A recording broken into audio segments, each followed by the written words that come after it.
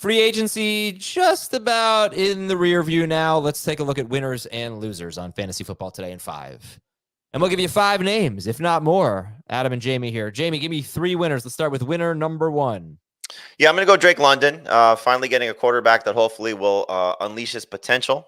We know that he's dealt with some pretty crappy quarterback play in the first 2 years of his career. Marcus Mariota, Taylor Heineke, Desmond Ritter. It just hasn't been pretty for what the outlook has been for Drake London, certainly the production for Drake London. But entering year 3 with Kirk Cousins, he's been fantastic with his number 1 receiver during his tenure in Minnesota. You go from Adam Thielen and Stephon Diggs and, having co-number 1 guys. But, the worst season for those receivers was 14 and a half PPR points. And I think London will be better than that.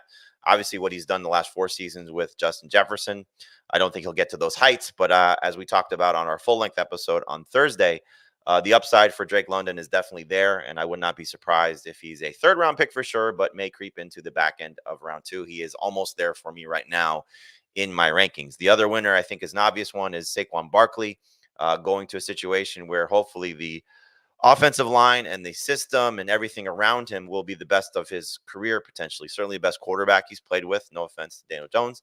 But Jalen Hurts is an upgrade there. The offensive line will definitely be the best that he's played with, even with the loss of Jason Kelsey, who retired as a center for the Eagles. I'm hoping that he'll be involved in the passing game to the same level, but, we saw DeAndre Swift basically have a 40-catch season, so Barkley will hopefully get to 50 catches, which I think is fantastic, and maybe score as many touchdowns as he has combined since his rookie campaign. So we could see a double-digit touchdown season for Saquon Barkley, as you've brought up many a time. Miles Sanders 2 years ago had 11 rushing touchdowns. So it's not like this just the tush push will steal every rushing touchdown as it happened for DeAndre Swift. Barkley could still have a double-digit touchdown campaign. The third guy, just to be a little different, there's a lot of winners as a fallout of free agency, not just guys who changed teams, but also players who have left to open up opportunities. The third winner will be Chase Brown for me. I'm very excited about the opportunity for him, even if he opens the season as the second guy in Cincinnati behind Zach Moss. With Joe Mixon gone, we saw Brown have some good moments last year. Very explosive running back. I think will definitely be used in the passing game as they have, as we saw last year with him in spurts at the end of the season. But we know Samaje Perine, once upon a time, was a pass-catching back, even in tandem with Joe Mixon. So while Moss may be the lead running back, we know he's had a hard time staying healthy. I think Chase Brown's a huge winner with Joe Mixon leaving the Bengals.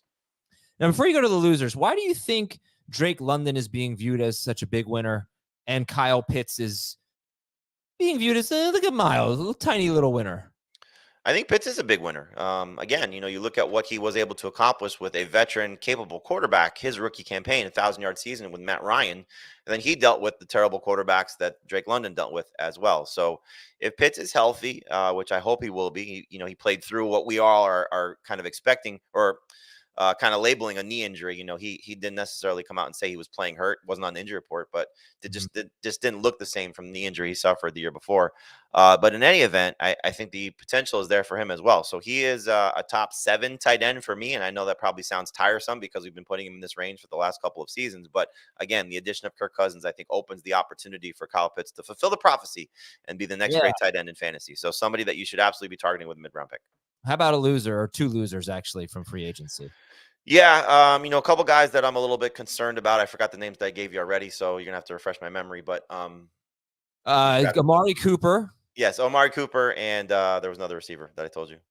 Oh, DJ Moore. Both guys getting company. So for Cooper, it's the addition of Jerry Jeudy, and not that Cooper is going to lose the opportunity to be the number 1 guy, but if they roll out the 4 pass catchers that I think they will use, with Jerry Jeudy, Elijah Moore, and David Njoku, while the run game may take a step back because of Nick Chubb's potential absence to start the season, I don't know if Watson at this point in his career is going to help elevate Amari Cooper back to the heights that he was at even last year. And Cooper was great with Watson. So I'm a little bit concerned. So I give him a little bit of a downgrade. Still a high-end number 3 receiver, but just not somebody that I was previously drafting as a number 2 guy. And DJ Moore was a round 2 pick for me, locked in for sure, no matter who the quarterback was going to be. But now the addition of Keenan Allen, I think is a little bit of a downgrade.